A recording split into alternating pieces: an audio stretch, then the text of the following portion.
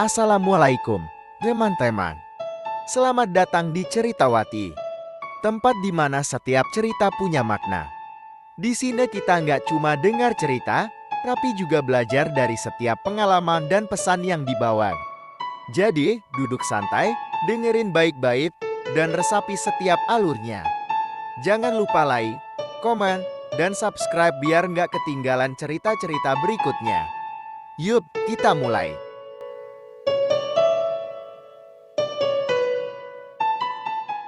Hening menyelimuti rumah kecil itu. Di balik dinding kayu yang mulai rapuh, seorang wanita muda duduk bersila, memegang jahitan kain yang hampir selesai. Cahaya lampu minyak menerangi ruang sederhana itu, memperlihatkan wajahnya yang tirus dan matanya yang cekung. Namanya adalah Aisyah, seorang ibu rumah tangga yang hidup dalam kesederhanaan bersama suaminya, Budi, dan dua anak mereka, Hana dan Rendi. Aisyah adalah sosok wanita yang penuh kasih sayang meski kehidupannya tak pernah mudah. Sejak kecil, ia sudah terbiasa hidup dengan serba kekurangan. Ayahnya, seorang buruh tani, meninggal dunia saat ia berusia 7 tahun. Ibunya, seorang penjual kue keliling, berjuang seorang diri membesarkan Aisyah dan kedua adiknya. Kehidupan seperti itu mengajarkan Aisyah untuk tabah dan gigih. Di sisi lain, Budi adalah seorang pria pendiam namun pekerja keras. Ia bekerja sebagai tukang bangunan dengan upah harian yang tak seberapa. Setiap pagi, Budi berangkat kerja dengan membawa bekal sederhana yang disiapkan Aisyah. Sementara Aisyah mengurus anak-anak di rumah sambil mencari penghasilan tambahan dari menjahit pakaian.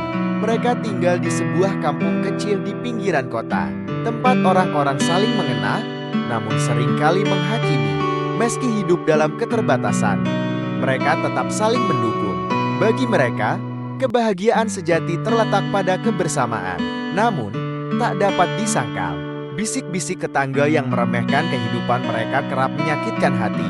Aisyah sering mendengar komentar seperti, keluarga itu memang dari dulu miskin, susah sekali maju, atau kasihan anak-anaknya. Masa depan mereka pasti suram. Hana, anak pertama mereka, adalah seorang gadis kecil berusia 10 tahun yang cerdas dan ceria. Ia selalu mendapat nilai bagus di sekolah, meski harus belajar dengan penerangan seadanya di rumah.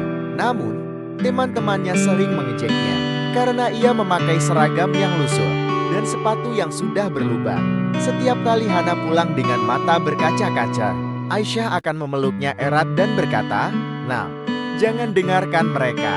Kamu jauh lebih berharga dari apa yang mereka katakan." Rendi, anak bungsu mereka, baru berusia 5 tahun. Ia masih terlalu kecil untuk memahami kesulitan yang dihadapi keluarganya. Namun, senyumnya yang polos selalu menjadi penghibur di tengah segala kekhawatiran yang dirasakan Aisyah dan Budi. Malam itu, seperti malam-malam sebelumnya, Aisyah dan Budi berbincang di teras rumah setelah anak-anak mereka tertidur. Angin malam yang dingin membuat mereka membalut tubuh dengan selimut tipis. "Kita harus tetap sabar, Mas," kata Aisyah sambil menatap langit gelap tanpa bintang. "Suatu hari, Tuhan pasti memberikan jalan untuk kita." Budi mengangguk pelan, wajahnya terlihat lelah setelah seharian bekerja. "Aku hanya ingin anak-anak kita tidak merasa malu karena keadaan kita. Aku ingin mereka punya masa depan yang lebih baik." Mentasnya, Aisyah menggenggam tangan suaminya, mencoba memberikan kekuatan. Ia tahu betapa keras Budi bekerja untuk keluarga mereka. Namun, ia juga tahu bahwa tidak mudah mengubah nasib dalam semalam. Kehidupan mereka adalah perjuangan tiada henti. Setiap hari adalah tantangan baru.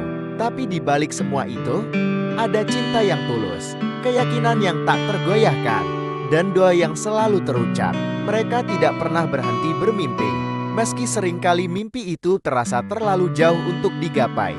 Di luar sana, kehidupan terus berjalan. Tetangga mereka, sebagian besar pedagang kecil dan buruh seperti mereka, juga berjuang dengan cara masing-masing. Namun, ada pula yang tampaknya menikmati melihat orang lain kesusahan. Tidak jarang, Aisyah merasa iri pada keluarga yang hidup lebih baik. Tapi ia selalu berusaha mengusir perasaan itu. Baginya, yang terpenting adalah menjaga keluarganya tetap utuh. Hari-hari berlalu, dan kehidupan mereka berjalan seperti biasa. Namun, di balik rutinitas itu, ada satu hal yang tak pernah berubah. Penghinaan dari orang-orang di sekitar mereka.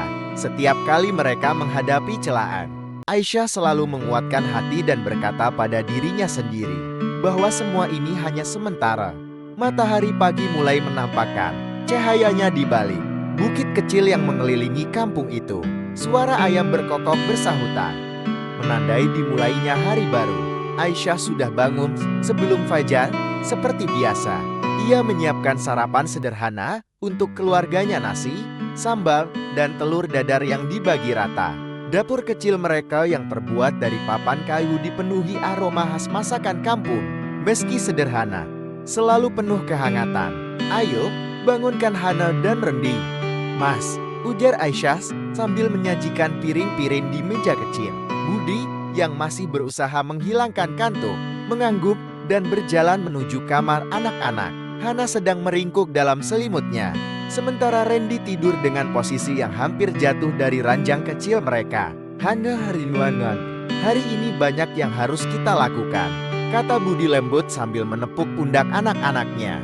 Hana membuka mata perlahan dan duduk di tempat tidur. Bu, hari ini ada pelajaran olahraga. Seragamku sudah robek? BAGIMINA? Tanyanya dengan suara pelan. Seakan takut mengeluhkan sesuatu. Aisyah berhenti sejenak, lalu tersenyum. Nanti setelah kamu makan, ibu coba jahitkan lagi. Ya, kalau belum selesai, kamu pakai yang ada dulu. Jangan khawatir. Nah, Hana hanya mengangguk, menundukkan kepala. Dalam hatinya, ia tahu bahwa keadaan keluarga mereka membuat segalanya terasa sulit. Namun, ia juga tahu betapa keras ibunya berusaha untuk memastikan mereka tetap bisa sekolah, makan, dan hidup dengan martabat. Pagi itu, setelah Budi berangkat kerja dengan sepeda tuanya, Aisyah mulai menyulam seragam Hana yang robek. Tangannya lincah, meski kain yang dijahit sudah menipis dan hampir tidak layak pakai. Tapi apa daya, membeli seragam baru bukanlah pilihan untuk saat ini. Di tengah kesibukan Aisyah, suara ketukan pintu terdengar. Ternyata itu Bu Rani, tetangga sebelah yang sering mampir dengan berbagai cerita. Namun, tak jarang cerita itu membawa luka tersendiri bagi Aisyah. Assalamualaikum, Aisyah, sapa Bu Rani dengan senyum tipis yang terlihat seperti ejekan. Lagi sibuk? Ya, tanda tanya. Waalaikumsalam. Iya, Bu. Ada apa ya? Aisyah mencoba tersenyum sopan. Enggak ada apa-apa. Cuma mau bilang, tadi pagi aku lihat Hana di jalan. Aduh, kasihan banget anakmu itu. Seragamnya kelihatan sudah bolong-bolong. Kalau butuh bantuan, bilang aja ya. Nanti aku pinjamkan uang, kata Bu Rani sambil menatap tajam, seolah mengevaluasi keadaan rumah Aisyah. Aisyah tersenyum kecil, meski hatinya sedikit tersayat. Terima kasih, Bu Rani. Insya Allah, kami masih bisa mengatasinya. Ya sudah, kalau begitu aku pamit dulu. Tapi ingat ya, jangan terlalu memaksakan diri. Zaman sekarang, hidup tanpa uang itu susah sekali, ucap Bu Rani sambil melangkah pergi. Ketika pintu tertutup, Aisyah duduk termenung. Ia tahu maksud dari kata-kata Bu Rani, tapi ia memilih untuk tidak memperdulikannya. Ia percaya, selama ia dan keluarganya terus berusaha, Tuhan tidak akan meninggalkan mereka. Menjelang siang, Aisyah memutuskan untuk pergi ke pasar kecil di ujung kampung. Ia membawa kain-kain sisa jahitannya untuk dijual. Dengan uang itu, ia berharap bisa membeli bahan makanan untuk beberapa hari ke depan. Pasar itu ramai seperti biasa, penuh dengan pedagang yang menawarkan dagangan mereka. Tapi bagi Aisyah, setiap langkah di sana terasa seperti medan perang.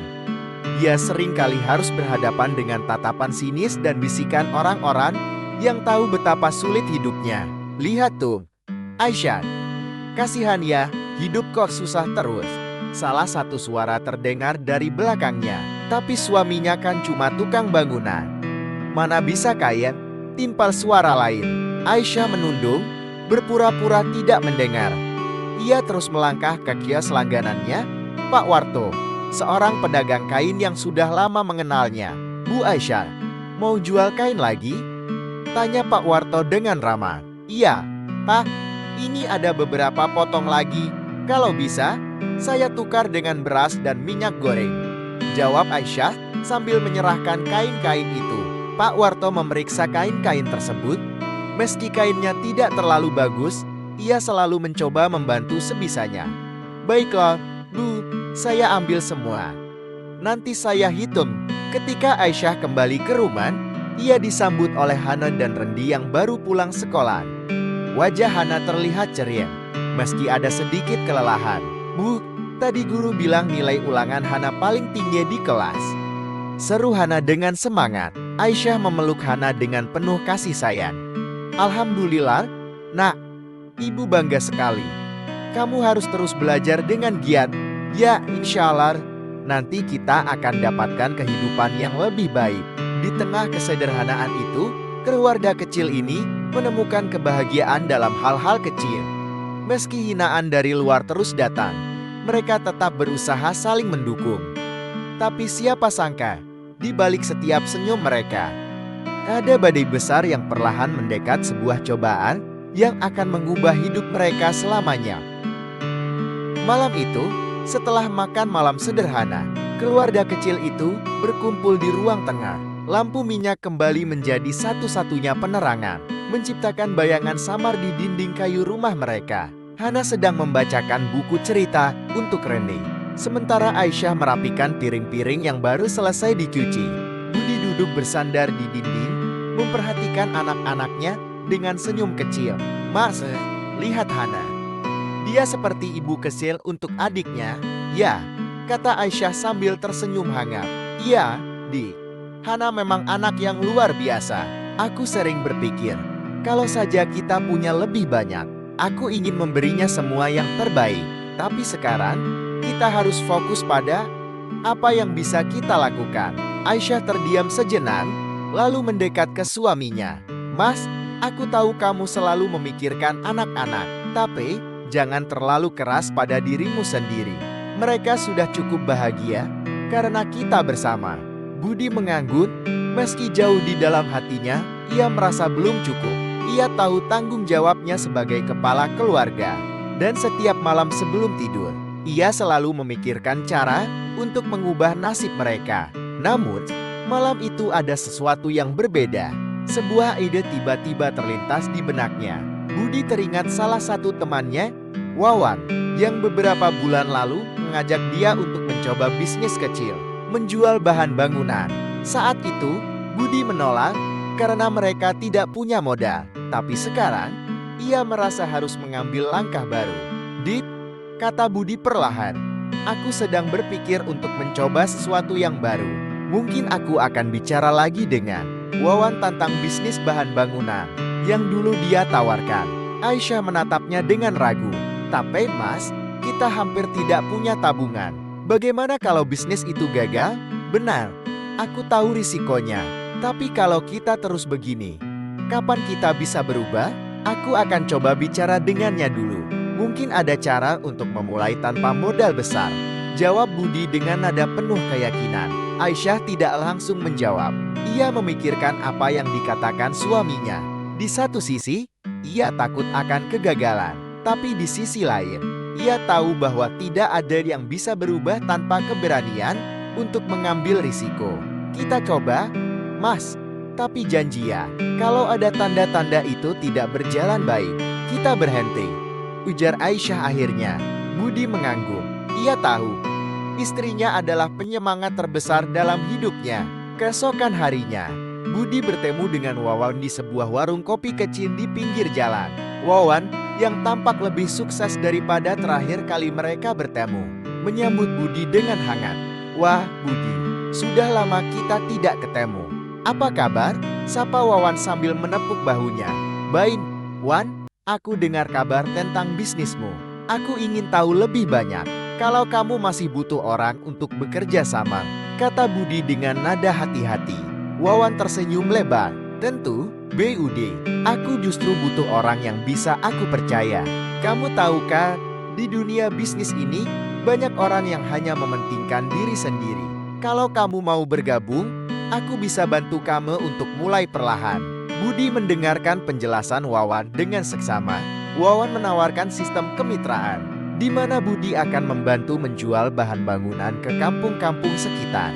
Sebagai langkah awal, Wawan bersedia memberikan barang secara kredit tanpa bunga. Begini saja, Bud, kamu coba dulu. Kalau berhasil, kamu bisa ambil lebih banyak stok. Tapi kalau tidak, kamu tinggal kembalikan barang yang belum terjual. Aku tidak akan memaksamu, ujar Wawan dengan nada meyakinkan. Budi merasa ini adalah kesempatan yang terlalu bagus untuk dilewatkan. Setelah berdiskusi panjang dengan Aisyah malam itu, mereka akhirnya setuju untuk mencobanya. Hari-hari berikutnya menjadi awal dari perjuangan baru bagi keluarga mereka. Setiap pagi, Budi berangkat lebih awal dari biasanya. Ia membawa barang-barang yang dititipkan oleh Wawan, seperti semen, pasir dalam karung, dan bahan lainnya. Ia mengayuh sepeda tuanya ke desa-desa sekitar, menawarkan barang-barang itu kepada tukang bangunan dan warga setempat. Awalnya, tidak banyak yang percaya pada Budi. Beberapa orang bahkan menolak untuk membeli darinya karena menganggap barang yang ia jual tidak berkualitas. Tapi Budi tidak menyerah. Ia terus mencoba sambil membangun kepercayaan sedikit demi sedikit. Aisyah, di sisi lain, juga mengambil peran penting. Ia membantu mencatat semua barang yang terjual dan yang masih tersisa. Kadang-kadang, ia bahkan menemani Budi ke pasar untuk bertemu langsung dengan pelanggan. Meski lelah, mereka merasakan semangat baru dalam hidup mereka. Hana dan Randy juga mulai memperhatikan perubahan kecil dalam keluarga mereka. Walau belum ada kemewahan, mereka merasakan aura optimisme yang berbeda. Hana bahkan pernah berkata kepada ibunya, "Bu, aku ingin jadi seperti ayah. Aku ingin bekerja keras supaya kita bisa bahagia." Namun, seperti roda kehidupan, perjuangan mereka tidak selalu mulus. Ada banyak tantangan yang harus dihadapi, mulai dari pelanggan yang tidak mau membayar hingga hinaan baru dari tetangga yang iri melihat usaha mereka mulai berkembang. Keluarga itu sekarang sok-sokan mau jadi pedagang besar, ujar salah satu tetangga suatu hari. Aisyah hanya tersenyum tipis setiap kali mendengar komentar seperti itu. Dalam hatinya, ia tahu bahwa mereka sedang meniti jalan yang benar. Di balik semua itu, sesuatu yang besar perlahan terbentuk. Usaha kecil yang mereka mulai dengan penuh perjuangan mulai menunjukkan hasil. Tapi di tengah semua kebahagiaan kecil itu, sebuah kejadian tak terduga muncul yang mengancam untuk mengguncang hidup mereka sekali lagi. Hari itu, Budi kembali dari pekerjaannya lebih awal. Ia membawa sepeda tuanya yang dipenuhi karung-karung kecil berisi semen dan bahan bangunan lainnya. Wajahnya terlihat lebih cerah dibanding biasanya, meski jelas kelelahan tampak dari langkah-langkahnya yang berat. Di depan rumah, Aisyah sedang menyapu halaman, ditemani oleh Rende yang bermain dengan mainan kayu buatan sendiri. Begitu melihat suaminya, Aisyah langsung menghentikan sapuannya. "Mas, hari ini pulang cepat. Apa ada yang terjadi?" tanyanya sedikit khawatir. Budi mengangguk kecil sambil menyeka keringat di dahinya. "Iya, Ding, aku sengaja pulang lebih awal. Tadi aku ketemu salah satu pemborong yang biasa belanja dari toko besar di kota. Dia tertarik untuk beli barang dari kita kalau harga kita bisa lebih murah sedikit." Aisyah tertegun, tetapi kemudian tersenyum. "Itu kabar bagus, Mas. Tapi kita harus berhati-hati, jangan sampai memberikan harga terlalu murah hingga tidak ada keuntungan." Budi duduk di bangku kayu di teras rumah mereka, memijat kakinya yang pegal. "Aku juga berpikir begitu. Tapi kalau pemborong itu mau beli dalam jumlah besar, aku rasa kita bisa mendapatkan diskon dari Wawa. Jadi tetap ada untungnya, meski tidak besar." Mendengar penjelasan suaminya, Aisyah merasa lega. Ia tahu betapa kerasnya Budi bekerja dan bagaimana ia terus mencari peluang untuk membuat usaha mereka berkembang. Malam itu, setelah anak-anak tidur, mereka kembali berdiskusi tentang rencana mereka. Aisyah mulai mencatat semua barang yang sudah terjual, memperkirakan stok yang harus diambil kembali dari Wawan, dan menghitung keuntungan yang mereka peroleh sejauh ini. Meski jumlahnya belum besar, perlahan tapi pasti ada pergerakan yang membuat mereka optimis. Namun, tak semua hal berjalan mulus. Beberapa hari kemudian, Budi menghadapi tantangan baru. Salah satu pelanggan yang membeli bahan bangunan dalam jumlah besar ternyata belum membayar sesuai kesepakatan. Budi sudah mencoba mendatangi rumah pelanggan itu, tapi selalu mendapatkan alasan. "Mas, bagaimana ini? Kalau dia tidak membayar, kita tidak bisa melunasi utang barang yang kita ambil dari Wawan," kata Aisyah dengan nada cemas. Budi duduk termenung di ruang tengah, mencoba mencari solusi. "Aku akan bicara baik-baik lagi dengannya. Dik, mungkin dia memang sedang kesulitan, tapi aku harus memastikan dia tetap bertanggung jawab." Esoknya, Budi kembali ke rumah pelanggan itu. Dengan nada sopan, ia mencoba menjelaskan pentingnya pembayaran agar usaha mereka tetap berjalan. Namun, pelanggan itu justru memberikan jawaban yang membuat hati Budi berat. "Pak Bude, saya tahu saya punya utang, tapi saya juga sedang banyak masalah sekarang. Bisakah diberi waktu lagi? Kalau tidak, saya mungkin harus mengembalikan barangnya," ujar pelanggan itu dengan nada setengah putus asa. Budi tahu bahwa meminta pengembalian barang akan merusak hubungan baik mereka. Tapi ia juga tidak bisa terus membiarkan utang itu menggantung. Dengan berat hati, ia memberikan waktu tambahan, berharap pelanggan itu dapat segera melunasi utangnya. Setelah kejadian itu, Budi dan Aisyah mulai menyadari bahwa mengelola usaha tidak hanya soal kerja keras, tetapi juga strategi dan manajemen risiko. Mereka belajar dari kesalahan dan mulai membuat aturan baru. Mari, bagaimana kalau kita mulai membuat catatan yang lebih jelas untuk setiap pelanggan? Kalau ada yang ingin membeli dalam jumlah besar, kita harus minta sebagian uang muka dulu, usul Aisyah. "Itu ide bagus, Dir. Kita memang harus lebih berhati-hati. Aku tidak ingin usaha ini gagal hanya karena kita terlalu percaya pada orang," jawab Budi dengan nada penuh tekad. Waktu berlalu, dan sedikit demi sedikit usaha mereka semakin dikenal. Budi menjadi lebih tegas dalam mengelola pelanggan. Sementara, Aisyah terus mendukungnya dengan mencatat semua transaksi dan memastikan keuangan tetap stabil. Mereka juga mulai memperbaiki rumah kecil mereka sedikit demi sedikit, mengganti beberapa dinding kayu yang sudah rapuh dengan papan baru. Tetangga-tetangga mereka yang dulu sering mencibir, kini mulai menunjukkan sikap yang berbeda. Beberapa dari mereka bahkan datang untuk membeli barang dari Budi, meski tetap ada yang melakukannya dengan setengah hati. Bu Aisyah, sekarang keluarga kalian sudah lumayan ya. Budi suamimu itu pintar juga ternyata, kata Bu Rani suatu hari ketika bertemu Aisyah di pasar. Aisyah hanya tersenyum kecil. Ia tidak ingin menunjukkan kebanggaan berlebihan, karena ia tahu bahwa perjalanan mereka masih panjang. Meski perlahan kehidupan mereka mulai membaik, Aisyah dan Budi tetap hidup dengan sederhana. Mereka tidak ingin terbawa euforia atau lupa pada nilai-nilai yang telah membentuk keluarga mereka selama ini.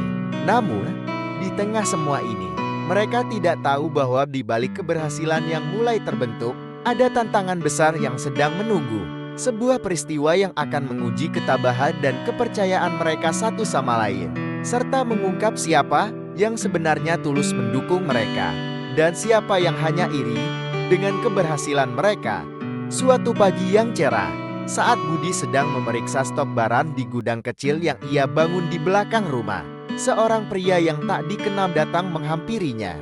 Pria itu berpakaian rapi, dengan tas kulit hitam di tangannya. Senyumnya ramah, tetapi tatapannya tajam, seperti sedang mengukur lawan bicara. "Selamat pagi, Pak Budi," sapa pria itu sambil menjulurkan tangan. "Selamat pagi. Maaf, saya belum pernah melihat Anda sebelumnya. Ada yang bisa saya bantu?" tanya Budi dengan sopan, meski sedikit bingung. "Saya Rian, perwakilan dari salah satu distributor bahan bangunan besar di kota. Kami mendengar kabar tentang usaha Bapak yang sedang berkembang di sini. Saya datang untuk menawarkan kerjasama." Budi mengernyitkan dahi. Tawaran ini terdengar terlalu bagus untuk menjadi kenyataan. Ia tahu, usaha kecilnya baru saja mulai stabil. Menerima kerjasama dengan distributor besar bisa membuka peluang besar, tetapi juga membawa risiko besar. "Kerjasama seperti apa yang Anda tawarkan?" tanya Budi hati-hati. Rian tersenyum, lalu menjelaskan, "Kami bisa menyediakan stok barang yang lebih lengkap dan dalam jumlah besar untuk Bapak. Harganya tentu lebih kompetitif dibandingkan yang Anda dapatkan sekarang. Tapi ada syaratnya, kami membutuhkan komitmen pembelian minimal setiap bulan. Budi terdiam.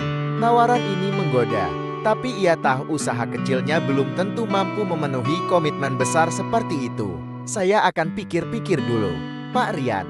Terima kasih atas tawarannya, kata Budi akhirnya, mencoba mengulur waktu. Namun, Rian tidak menyerah begitu saja. Tentu, Pak Budi. Tapi saya harap Bapak tidak terlalu lama mempertimbangkannya. Pasar sedang berkembang pesat, dan saya yakin ini kesempatan yang baik untuk Bapak memperluas usaha. Setelah Rian pergi, Budi merasa gelisah. Tawaran itu terasa seperti pedang bermata dua. Di satu sisi, peluang untuk berkembang terbuka lebar. Di sisi lain, risiko gagal juga sangat besar. Ia segera menceritakan semuanya kepada Aisyah saat makan malam. "Dear, aku merasa ini seperti kesempatan besar. Tapi aku takut kalau kita tidak bisa memenuhi target yang mereka minta," kata Budi sambil mengaduk nasi di piringnya tanpa semangat. Aisyah memandang suaminya dengan tenang. "Mas, kita harus realistis. Usaha kita memang mulai berkembang, tapi belum cukup stabil untuk menanggung beban sebesar itu. Bagaimana kalau kita coba bertahan dengan cara yang sekarang dulu? Jangan sampai kita terlalu tergoda hingga lupa melihat risiko." Budi mengangguk perlahan. Ia tahu Aisyah benar, tetapi ada bagian dari dirinya yang ingin mengambil risiko itu demi mempercepat kesuksesan mereka. Beberapa minggu berlalu, dan kehidupan keluarga itu berjalan seperti biasa. Usaha Budi tetap stabil, dan hubungan mereka dengan para pelanggan semakin baik. Namun, ketenangan itu mulai terusik ketika seorang pelanggan lama, Pak Karto, datang ke rumah mereka dengan wajah kusut. "Pak Budi, maaf saya mengganggu.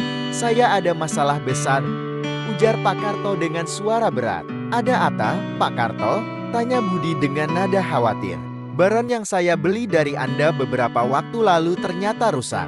Semen yang saya terima menggumpal dan tidak bisa dipakai. Saya sudah gunakan sebagian untuk proyek, dan sekarang klien saya mengancam tidak mau membayar. Saya harap Anda bisa membantu menyelesaikan ini," kata Pak Karto sambil menyerahkan sampel semen yang rusak itu. Budi merasa dadanya sesak. Ini pertama kalinya ia menghadapi keluhan serius dari pelanggan. Ia memeriksa semen itu dengan teliti, dan memang terlihat ada masalah. "Pak Karto, saya benar-benar minta maaf. Saya akan menghubungi distributor tempat. Saya mendapatkan barang ini dan mencari solusi secepatnya," kata Budi dengan penuh penyesalan. Masalah ini menjadi awal dari serangkaian tantangan baru. Budi segera menemui Wawan untuk membahas masalah ini. Tetapi Wawan tampak menghindar. "Bud, aku hanya distributor kecil. Kalau ada masalah dengan barang, itu sudah di luar kendaliku. Aku hanya menjual apa yang aku terima," kata Wawan dengan nada defensif. "Wan, aku tidak menyalahkanmu, tapi aku butuh bantuanmu untuk mengatasi ini. Kalau pelanggan mulai kehilangan kepercayaan, usahaku bisa hancur," balas Budi. Namun, Wawan hanya mengangkat bahu. "Maaf Bud, aku tidak bisa bantu banyak. Kamu harus menyelesaikannya sendiri." Merasa dikhianati oleh Wawan, Budi mulai menyadari bahwa ia tidak bisa sepenuhnya mengandalkan orang lain dalam usahanya. Dengan berat hati, ia memutuskan untuk mengganti kerugian Pak Karto dengan uang tabungan mereka. Meski itu berarti keluarga, mereka harus kembali hidup dalam kesederhanaan. Untuk sementara waktu, "Mas, kita kehilangan banyak, tapi kita masih punya integritas. Itu lebih penting daripada uang," kata Aisyah, mencoba menguatkan suaminya. Budi mengangguk meski ia tahu tantangan ke depan akan semakin berat. Namun, kejadian ini juga membuatnya semakin yakin bahwa ia harus memperbaiki sistem usahanya dan berhati-hati dalam memilih mitra kerja. Di tengah semua kesulitan ini, Budi tidak menyerah. Ia mulai mencari distributor baru yang lebih terpercaya. Meski itu berarti ia harus bersepeda lebih jauh ke kota setiap minggu. Sementara itu, Aisyah terus mendukungnya dengan memastikan keuangan keluarga tetap terkelola dengan baik. Keluarga kecil itu kembali membangun harapan mereka dari bawah dengan lebih banyak pelajaran dan tekad yang lebih kuat. Namun, mereka tidak tahu bahwa badai yang lebih besar sedang menunggu di depan. Sebuah peristiwa yang akan mengguncang kepercayaan dan kesetiaan mereka, sekaligus menjadi titik balik yang menentukan masa depan mereka. Pagi itu, Budi baru saja pulang dari kota dengan sepeda tuanya yang penuh beban. Ia berhasil mendapatkan distributor baru yang terpercaya untuk bahan bangunan, meskipun harga barang sedikit lebih mahal dibandingkan sebelumnya. Namun, bagi Budi, kepercayaan pelanggan adalah segalanya. Dan ia tidak mau lagi mengambil risiko dengan kualitas yang meragukan. Aisyah menyambutnya di depan rumah dengan senyum hangat. Ia tahu betapa kerasnya suaminya bekerja demi menjaga kepercayaan pelanggan dan kelangsungan usaha mereka. "Mars, bagaimana di kota tadi? Apa mereka bisa jadi mitra kita?" tanya Aisyah sambil membantu menurunkan barang-barang dari sepeda. "Alhamdulillah, mereka setuju. Memang harganya sedikit lebih mahal, tapi kualitasnya terjamin. Aku yakin ini keputusan yang tepat," jawab Budi dengan nada penuh keyakinan. Aisyah mengangguk. "Tidak apa-apa, Mas. Yang penting kita menjaga nama baik. Pelanggan pasti akan lebih percaya kalau barang kita bagus." Namun, ketenangan mereka tidak berlangsung lama. Beberapa hari kemudian, seorang pria paruh baya dengan wajah angkuh datang ke rumah mereka. Ia mengenakan pakaian mewah dengan cincin emas mencolok di jarinya. "Pak Budi, saya Sutrisno. Saya dengar usaha Anda sedang berkembang pesat. Tapi saya ingin memberi tahu Anda bahwa desa ini punya aturan tak tertulis untuk berdagang," katanya tanpa basa-basi. Budi mengernyitkan dahi. "Aturan apa yang Bapak maksud?" Sutrisno menyeringai. "Anda harus membayar biaya keamanan kepada kami. Anggap saja ini sebagai bentuk perlindungan. Kalau tidak, ya, kita tidak tahu apa yang bisa terjadi pada usaha Anda." Budi tercekat. Ia tahu apa yang dimaksud Sutrisno. Pria itu adalah Salah, satu tokoh yang dikenal suka memeras pedagang kecil di desa mereka. Namun, selama ini Budi menghindari berurusan dengannya karena tidak ingin terjebak dalam konflik. "Maaf, Pak Sutrisno, tapi saya tidak bisa memenuhi permintaan itu. Saya hanya pedagang kecil, dan semua uang yang kami miliki digunakan untuk kebutuhan keluarga dan usaha kami," jawab Budi dengan tegas. Sutrisno tertawa kecil, tapi nadanya dingin. "Anda pikir Anda bisa bertahan tanpa bantuan kami? Ingat, Pak Budi, desa ini punya banyak mata. Kalau Anda tidak hati-hati, bisa saja barang-barang Anda hilang atau pelanggan Anda pergi. Saya hanya ingin membantu Anda menghindari masalah." Budi merasa darahnya mendidih, tapi ia mencoba tetap tenang. "Terima kasih atas peringatannya, Pak Sutrisno. Tapi saya yakin usaha ini bisa berjalan baik tanpa campur tangan siapapun." Sutrisno hanya tersenyum sinis sebelum pergi. Setelah pria itu pergi, Aisyah yang mendengar percakapan dari dalam rumah keluar dengan wajah cemas. "Mas, siapa dia? Apa dia mengancam kita?" tanyanya. "Tidak apa-apa, hanya seseorang yang ingin mengambil keuntungan dari usaha kita. Aku tidak akan membiarkan dia mengganggu keluarga kita," jawab Budi. Meski dalam hatinya ia tahu ancaman itu bukan main-main.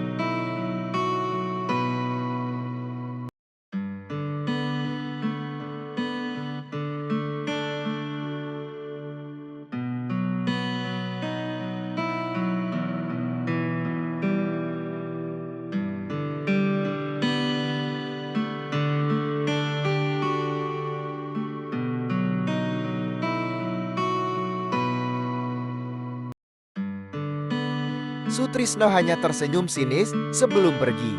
Setelah pria itu pergi, Aisyah yang mendengar percakapan dari dalam rumah keluar dengan wajah cemas. "Mas, siapa dia? Apa dia mengancam kita?" tanyanya. "Tidak apa-apa. Hanya seseorang yang ingin mengambil keuntungan dari usaha kita. Aku tidak akan membiarkan dia mengganggu keluarga kita," jawab Budi. Meski dalam hatinya ia tahu ancaman itu bukan main-main. Beberapa hari berikutnya, keadaan mulai terasa tidak nyaman. Beberapa pelanggan setia tiba-tiba berhenti membeli dari Budi dengan alasan yang tidak jelas. Bahkan ada laporan bahwa salah satu stok barangnya yang disimpan di gudang kecil di belakang rumah hilang. "Mas, ini pasti ulah Sutrisno," kata Aisyah dengan nada marah. "Dia ingin memaksa kita menyerah." "Aku juga berpikir begitu, tapi kita tidak boleh panik. Kita harus mencari cara untuk melindungi usaha kita," balas Budi dengan nada tegas. Malam itu, Budi memutuskan untuk menemui kepala desa, Pak Harto, untuk meminta saran. Pak Harto adalah orang yang dihormati di desa mereka.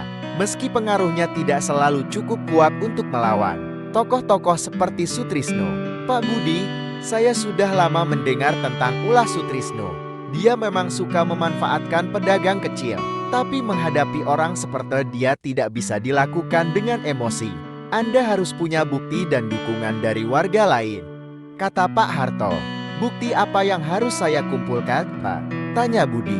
"Buktikan bahwa dia mengganggu usaha Anda, baik dengan ancaman langsung maupun melalui tindakan lain. Kalau Anda punya bukti, kita bisa melaporkannya ke pihak berwenang," jawab Pak Harto. Dengan tekad baru, Budi mulai lebih waspada.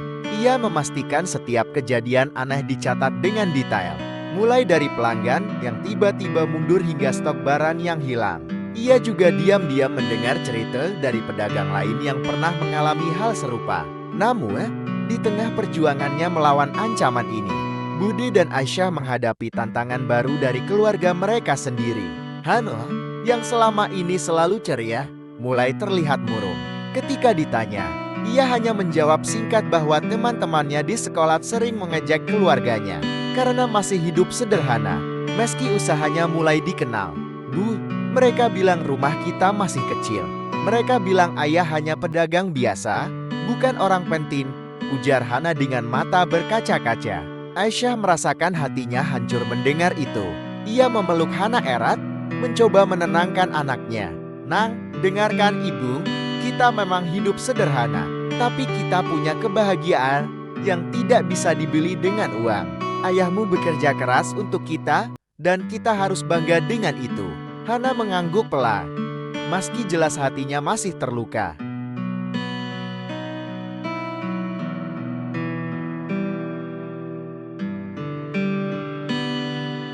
Setelah kejadian dengan Hana, Budi dan Aisyah semakin yakin bahwa perjuangan mereka bukan hanya soal bertahan hidup, tetapi juga soal membuktikan kepada dunia, terutama kepada diri sendiri dan anak-anak mereka, bahwa kesederhanaan tidak berarti kelemahan.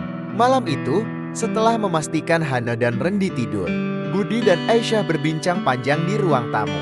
Mereka merancang strategi untuk melindungi usaha mereka dan juga memberikan pemahaman kepada anak-anak tentang arti sebenarnya dari kebahagiaan. Aku sudah bicara dengan Pak Harto. Beliau menyarankan kita untuk mencari bukti-bukti lebih kuat tentang ulah Sutrisno. Tapi aku juga berpikir kita harus melakukan sesuatu agar usaha kita tetap jalan meskipun ada tekanan seperti ini, ujar Budi sambil menatap istrinya. "Aku setuju, Mas. Tapi apa yang bisa kita lakukan? Pelanggan yang mundur itu jelas dipengaruhi oleh Sutrisno. Dan kalau ini terus terjadi, kita bisa kehilangan semuanya," balas Aisyah dengan nada khawatir. Budi terdiam sejenak. Ia memandangi daftar pelanggan yang masih tersisa di buku catatan Aisyah. "Aku punya ide. Kita bisa mendekati pelanggan baru di desa sebelah. Kalau pasar di sini mulai tidak mendukung, kita perlu memperluas jangkauan. Dengan begitu, kita tidak sepenuhnya bergantung pada orang-orang di sekitar sini." Aisyah mengangguk. "Itu ide bagus, Mas. Tapi aku juga berpikir kita harus mulai lebih aktif menjalin hubungan dengan tetangga-tetangga yang mendukung kita. Mereka mungkin bisa membantu menyebarkan kabar baik tentang usaha kita. Budi tersenyum. Ia tahu betapa bijaksananya istrinya. Dalam situasi sesulit apapun, Aisyah selalu mampu melihat sisi positif. Esok harinya, Budi mulai berkeliling ke desa sebelah dengan membawa contoh barang-barang dagangannya. Ia menemui beberapa tukang bangunan yang bekerja di proyek-proyek kecil dan menawarkan harga yang kompetitif. Respons yang ia dapatkan cukup menggembirakan. Beberapa dari mereka setuju untuk mencoba membeli dari Budi, meskipun dalam jumlah kecil. Sementara itu, Aisyah mulai lebih sering berinteraksi dengan tetangga-tetangga mereka. Ia mengundang beberapa ibu rumah tangga untuk berkumpul di rumah mereka, sekadar berbincang sambil menikmati teh hangat. Dalam kesempatan itu, Aisyah dengan hati-hati menceritakan perjuangan mereka, bukan untuk mengeluh, tetapi untuk menunjukkan bahwa mereka adalah keluarga yang bekerja keras demi masa depan. Bu Aisyah, kami sebenarnya salut dengan keluarga Anda. Banyak orang yang mungkin iri, tapi itu karena mereka tidak melihat betapa keras usaha kalian, ujar Bu Rani, salah satu tetangga yang selama ini cukup mendukung mereka. Ucapan itu memberikan semangat baru bagi Aisyah. Ia merasa bahwa masih ada orang-orang baik di sekitar mereka yang tulus ingin membantu. Namun, di tengah upaya mereka membangun kembali kepercayaan dan memperluas jaringan, sebuah insiden terjadi yang hampir meruntuhkan semangat Budi. Suatu malam, ketika keluarga mereka sedang tidur, tiba-tiba terdengar suara gaduh di belakang rumah. Budi terbangun dan segera mengambil lampu minyak untuk memeriksa. Ia terkejut melihat pintu gudang kecilnya terbuka dan beberapa karung semen hilang. Dia, ada yang mencuri barang kita, seru Budi sambil memanggil Aisyah. Aisyah keluar dengan wajah panik. Mas, bagaimana ini? Apa kita lapor ke Pak Harto? Budi mengangguk. Ia tahu bahwa melaporkan kejadian ini adalah langkah pertama. Meskipun kecil kemungkinan barang yang hilang bisa ditemukan kembali. Keesokan paginya, Pak Harto datang ke rumah mereka untuk memeriksa gudang. Ia menduga bahwa ini adalah ulah orang-orang suruhan Sutrisno, tetapi tanpa bukti yang jelas, sulit untuk mengambil tindakan. Pak Budi, saya sarankan Anda untuk lebih berhati-hati. Mungkin Anda perlu memasang kunci yang lebih kuat atau bahkan mencari tempat penyimpanan lain untuk sementara waktu, kata Pak Harto dengan nada prihatin. Budi merasa semakin terpojok.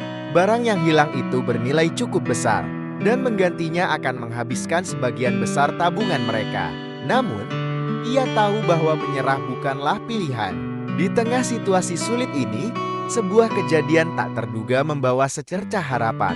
Salah satu pelanggan baru dari desa sebelah, Pak Hasan, datang ke rumah mereka dengan membawa kabar baik. Pak Budi, barang yang saya beli dari Anda kemarin kualitasnya bagus. Saya sedang mengerjakan proyek lain, dan saya ingin memesan dalam jumlah lebih besar. Bisakah Anda mengirimkan barangnya minggu depan? Tanya Pak Hasan dengan antusias. Budi hampir tidak percaya dengan apa yang ia dengar. Pesanan ini adalah yang terbesar yang pernah ia dapatkan. Dan jika ia berhasil memenuhinya, itu akan menjadi titik balik bagi usahanya. Tentu saja, Pak Hasan, saya akan memastikan semuanya siap tepat waktu, jawab Budi dengan penuh semangat. Setelah Pak Hasan pergi, Budi segera berbincang dengan Aisyah. Din, ini peluang besar, tapi kita harus memastikan semuanya berjalan lancar. Kalau kita berhasil memenuhi pesanan ini, itu bisa jadi langkah awal untuk mengembangkan usaha kita lebih jauh. Aisyah tersenyum. Mas, ini bukti bahwa kerja keras kita mulai membuahkan hasil. Aku yakin kita bisa melewati semua ini bersama. Dengan tekad baru, Budi dan Aisyah mulai bekerja lebih keras dari sebelumnya. Mereka tidak hanya fokus pada pesanan besar dari Pak Hasan, tetapi juga terus berusaha memperbaiki reputasi mereka di desa. Di saat yang sama, mereka tetap waspada terhadap ancaman dari Sutrisno dan berusaha mengumpulkan bukti untuk melawan tekanan yang mereka hadapi. Namun, di balik keberhasilan kecil ini, tantangan yang lebih besar sedang menunggu, sesuatu yang akan menguji tidak hanya kemampuan mereka bertahan, tetapi juga kekuatan cinta dan kesetiaan mereka sebagai keluarga. Hari-hari berikutnya, suasana rumah Budi dan Aisyah penuh semangat baru. Pesanan besar dari Pak Hasan memberi mereka tujuan yang jelas. dan seluruh keluarga ikut membantu dengan caranya masing-masing. Bahkan Hana dan Rende, meskipun masih kecil, mulai terlibat, seperti membantu menata barang di gudang atau mencatat persediaan yang ada. Namun, ancaman dari Sutrisno masih membayangi. Beberapa kali, Budi merasa seperti diawasi. Orang-orang yang tak dikenal sering terlihat nongkrong di sekitar rumah mereka. Dan beberapa tetangga mulai memperingatkan bahwa Sutrisno mungkin akan melakukan sesuatu yang lebih berani jika Budi tetap tidak menyerah pada tuntutannya. Mas, aku khawatir. Orang-orang itu semakin sering terlihat. Aku takut mereka akan menyakiti kita, kata Aisyah suatu malam. Budi menggenggam tangan istrinya. Aku juga khawatir, Die. Tapi kita tidak bisa menyerah. Kalau kita tunduk pada Sutrisno, itu berarti kita membiarkan dia terus menindas orang-orang seperti kita. Aisyah mengangguk pelan. Meskipun takut, ia percaya pada Budi. Bersama, mereka akan menemukan cara untuk melewati semua ini. Di tengah tekanan itu, Budi memutuskan untuk mengambil langkah yang lebih berani. Ia pergi ke kota untuk bertemu dengan seorang kenalan lamanya, Pak Heri, yang dulu bekerja di kepolisian sebelum pensiun. Pak Heri kini memiliki usaha kecil di kota, tetapi ia masih memiliki koneksi dengan beberapa orang di pihak berwenang. Pak Heri, saya butuh bantuan. Ada orang di desa kami yang terus mengancam usaha saya. Dia memeras pedagang kecil seperti saya, dan saya merasa tidak punya banyak pilihan, kata Budi dengan nada memohon. Pak Heri mendengarkan dengan seksama. Budi, apa kamu punya bukti tentang apa yang dia lakukan? Kalau hanya berdasarkan cerita, akan sulit untuk mengambil tindakan. Budi menggeleng pelan. Saya baru mulai mengumpulkan bukti, tapi dia cukup licik. Orang-orang di desa takut untuk bicara, karena mereka tahu dia punya pengaruh. Pak Heri merenung sejenak sebelum menjawab. Baik, saya akan mencoba membantu, tapi kamu harus berhati-hati. Orang seperti Sutrisno tidak akan tinggal diam jika merasa posisinya terancam. Pertemuan itu memberi Budi sedikit harapan. Ia kembali ke desa dengan tekad untuk terus mengumpulkan bukti. Ia mulai memasang kamera kecil di gudang untuk merekam aktivitas mencurigakan dan mencatat setiap kejadian yang tidak biasa. Di sisi lain, usaha Budi perlahan mulai berkembang. Pesanan besar dari Pak Hasa berhasil diselesaikan tepat waktu, dan kabar tentang kualitas barang dagangan Budi mulai menyebar. Beberapa pelanggan baru dari desa sebelah datang untuk memesan, dan beberapa pelanggan lama yang sempat mundur kembali karena mendengar reputasi baik Budi. Setelah penangkapan Sutrisno, kehidupan di desa mulai kembali normal. Warga yang sebelumnya takut berbicara kini merasa bebas. Perlahan, mereka mulai menceritakan pengalaman mereka tentang pemerasan yang dilakukan oleh Sutrisno selama bertahun-tahun. Hal ini mengukuhkan posisi Budi sebagai sosok yang berani menghadapi ketidakadilan. Meskipun ia hanya seorang pedagang kecil, usaha Budi dan Aisyah semakin berkembang pesat. Pelanggan dari desa-desa lain mulai berdatangan, tertarik dengan reputasi mereka yang dikenal jujur dan menjual barang berkualitas. Dalam waktu setahun, keuntungan mereka meningkat signifikan, cukup untuk membeli tanah di pinggir desa dan membangun gudang baru yang lebih besar. Namun, di balik keberhasilan itu, Budi dan Aisyah tidak melupakan masa-masa sulit yang pernah mereka alami. Mereka tetap hidup sederhana, meskipun keadaan finansial mereka jauh lebih baik. Rumah mereka tetap menjadi tempat yang penuh kehangatan, di mana anak-anak tumbuh dengan nilai-nilai kejujuran dan kerja keras. Salah satu hal yang paling membanggakan bagi Budi dan Aisyah adalah perubahan sikap Hana. Setelah melalui masa sulit di sekolah, Hana kini tumbuh menjadi anak yang percaya diri. Ia tidak lagi merasa malu dengan latar belakang keluarganya. Bahkan, ia dengan bangga menceritakan kepada teman-temannya bagaimana ayah dan ibunya bekerja keras untuk mencapai kesuksesan. Bu, teman-temanku sekarang sering datang ke rumah. Mereka bilang keluarga kita inspiratif. Cerita Hana suatu sore sambil membantu Aisyah di dapur. Aisyah tersenyum. Itu karena kamu selalu menunjukkan hal yang baik. Nah, jangan lupa tetap rendah hati ya. Di sisi lain, Rendi yang lebih muda menunjukkan minat pada usaha keluarga. Setiap kali ada waktu luang, ia selalu ikut Budi ke gudang bertanya tentang cara mengelola barang dan melayani pelanggan. Suatu hari nanti, "Ayah, aku ingin seperti ayah. Membuka usaha sendiri dan membantu banyak orang," katanya penuh semangat. Budi merasakan kebanggaan yang mendalam. Anak-anak mereka tumbuh dengan nilai-nilai yang ia dan Aisyah tanamkan. Sesuatu yang jauh lebih berharga daripada kekayaan materi. Setelah beberapa tahun bekerja keras, usaha Budi mencapai puncak kesuksesan. Mereka tidak hanya dikenal di desa sendiri, tetapi juga di kota-kota sekitar. Bahkan, seorang pengusaha besar menawarkan kerja sama untuk mendistribusikan barang-barang mereka ke wilayah yang lebih luas. Dengan penghasilan yang semakin meningkat, Budi akhirnya memutuskan untuk membangun rumah baru yang lebih besar dan nyaman bagi keluarganya. Rumah itu tidak hanya menjadi simbol dari keberhasilan mereka, tetapi juga pengingat akan perjuangan panjang yang mereka lalui. Ketika rumah baru itu selesai, mereka mengadakan acara syukuran yang mengundang semua tetangga, termasuk mereka yang dulu sempat meremehkan keluarga Budi. "Pak Budi, kami benar-benar salut dengan perjuangan Anda dulu. Kami salah menilai Anda, tapi sekarang kami bisa melihat bahwa keberhasilan Anda adalah hasil dari kerja keras yang luar biasa," ujar salah seorang tetangga yang dulu sering mencibir mereka. Budi hanya tersenyum. "Tidak apa-apa, Pak. Kami juga belajar banyak dari pengalaman itu. Yang penting, kita semua bisa hidup rukun dan saling mendukung." Suatu malam, setelah tamu-tamu syukuran pulang, Budi dan Aisyah duduk di beranda rumah baru mereka sambil menikmati teh hangat. "Mas, siapa sangka kita bisa sampai di titik ini? Rasanya seperti mimpi," ujar Aisyah sambil memandang langit malam. "Ini bukan mimpi, Dik. Ini hasil dari kerja keras kita. Tapi yang paling penting, kita tetap bersama dalam segala keadaan. Aku tidak akan bisa melakukan ini tanpa kamu," balas Budi sambil menggenggam tangan istrinya. Aisyah tersenyum hangat. "Aku juga tidak bisa tanpa kamu, Mas. Kita sudah melewati banyak hal. Yang terpenting, kita harus tetap rendah hati dan mengajarkan anak-anak kita untuk menghargai perjuangan ini." Budi mengangguk. "Benar, Dek. Kekayaan itu tidak ada artinya kalau kita melupakan nilai-nilai yang membawa kita sampai di sini." Hidup keluarga Budi kini jauh lebih baik dari sebelumnya. Namun, mereka tetap menjalani hidup dengan sederhana dan penuh rasa syukur.